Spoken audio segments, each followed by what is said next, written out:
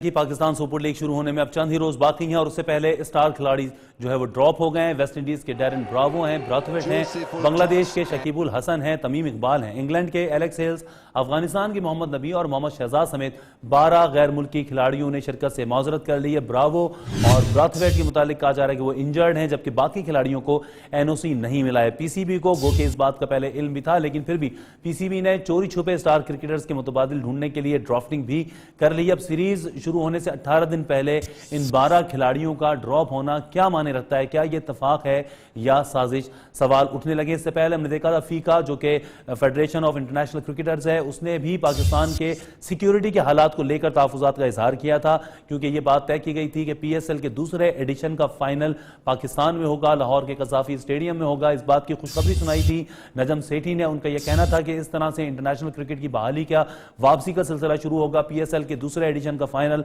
पाकिस्तान में रखा जाएगा, जिसके ऊपर पाकिस्तानी क्रिकेट के शायकीन ने, मद्दाओं ने खास से जोशो खरोच का इजहार किया था। इससे पहले भी ये कहा गया था कि पीएसएल में पाकिस्तान ये करा रहा है, दुबई में वो हुआ था तो इसे पाकिस्तान में होना चाहिए था, लेकिन अमन ओमान की सूरत हाल के पेश नजर पहला एडिशन दुबई में कराया गया। अब उसके बाद ये तवक्को की जा रही थी कि दूसरा एडिशन या उसके कुछ मैचेस पाकिस्तान में कराए जाएंगे, और इस बात को देखते हुए ऐसा लगता है कि ये इत्तफाकिया सूरत हाल है या फिर कोई साजिश है पीएसएल के खिलाफ, जिसमें हम देख रहे हैं कि 12 खिलाड़ी जो हैं एकदम ड्रॉप कर गए। इसी बारे में हम बात करेंगे। हमारे साथ मौजूद हैं हमारे नुमाइंदे इब्राहिम बादेस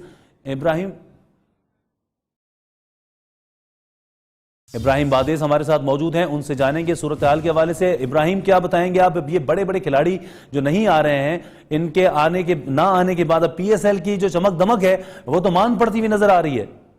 जी बिल्कुल फरहान, यहाँ पे जो है वो पाकिस्तान क्रिकेट बोर्ड ने जो इकदाम किया पाकिस्तान सुपर लीग के सेकंड एडिशन का, उसमें जो है वो बड़े खिलाड़ियों ने आने से माजरत कर ली है।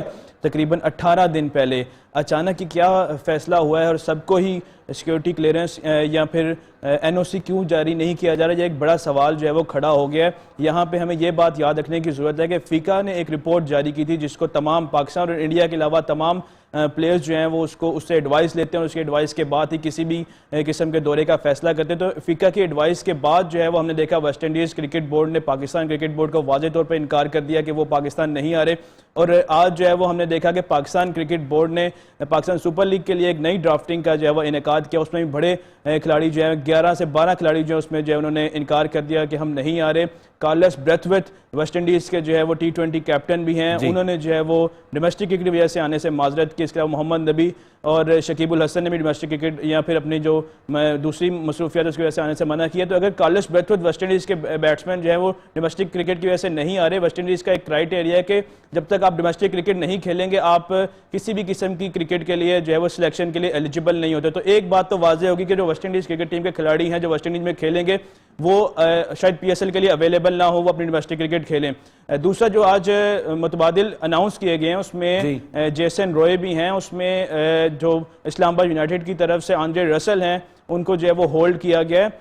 तो यहाँ पे जेसन रॉय की जब पीएसएल ने, क्योंकि एक तो अब तक पाकिस्तान क्रिकेट बोर्ड ने कोई बाकायदा प्रेस रिलीज नहीं की, ये सिर्फ वो बातें हैं जो जराए से पीसीबी के बाद हमें सामने आ रही हैं, कोई बाकायदा प्रेस रिलीज नहीं की गई। पीसीबी ने इस तमाम मामले को मीडिया से क्यों छुपाया है, 18 दिन पहले दोबारा से ड्राफ्टिंग क्यों हुई है, ये तो अपनी जगह पे एक सवालात हैं। लेकिन जो जेसन रॉय हैं जिनको एलेक्स हेल की जगह पे शामिल किया गया है, और जो आंद्रे रसल हैं, आंद्रे रसल के ऊपर ये बात है कि वो अब तक अनफिट हैं, उनके ऊपर डोपिंग का भी एक केस चल रहा है।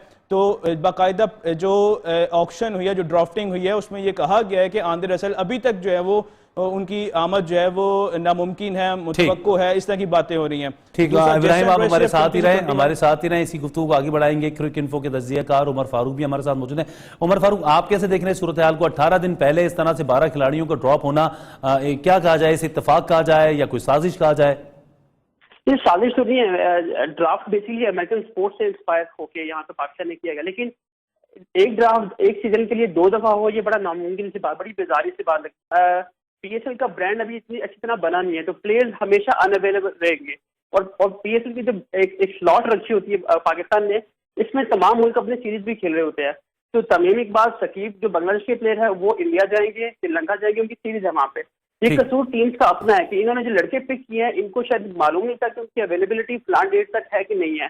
तो ये सारा कसूर बेसिकली टीम्स का है कि वो इतने मिसमैनेज करते हैं चीजों के, उनको खुद नहीं पता होता कि ये प्लेयर्स कितनी देर तक अवेलेबल होंगे। तो इससे मजबूरन पीसीबी को दोबारा से ड्राफ्ट कराना पड़ा ताकि इन प्लेयर्स को रिप्लेस किया जा सके जो प्लेयर अवेलेबल है।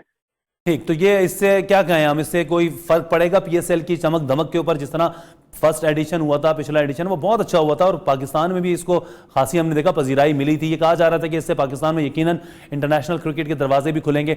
अब ये इस तरह से दोबारा नए खिलाड़ियों को आना, दूसरे खिलाड़ियों को आना, कोई फर्क पड़ेगा या पीएसएल उसी धूमधाम के साथ होगा?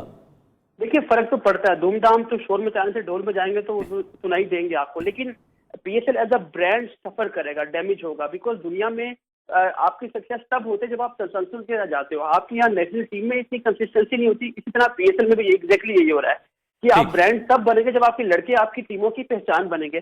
जब लड़के ही अवेलेबल नहीं होंगे, अगले सीजन के लिए कुछ है कुछ नहीं है, तो वो पहचान नहीं बनेगी। तो जब पहचान नहीं बनेगी तो ब्रांड नहीं बनेगा, ब्रांड नहीं बनेगा तो बिकेगा नहीं, अगर बिकेगा तो लोग देखेंगे नहीं। तो ये एक फर्क पड़ेगा पाकिस्तान के लिए। बहुत शुक्रिया उमर आपका। इब्राहिम, आपसे भी जानना चाहूंगा कि जिस तरह से ये कहा गया था कि पीएसएल के दूसरे एडिशन का फाइनल पाकिस्तान में खिलाया जाएगा, अब जिस तरह से कुछ खिलाड़ियों को एनओसी नहीं मिला, कुछ आने से कतरा गए, अभी भी पीसीबी इसी फैसले पर कायम है कि पाकिस्तान में ही फाइनल होगा उसका?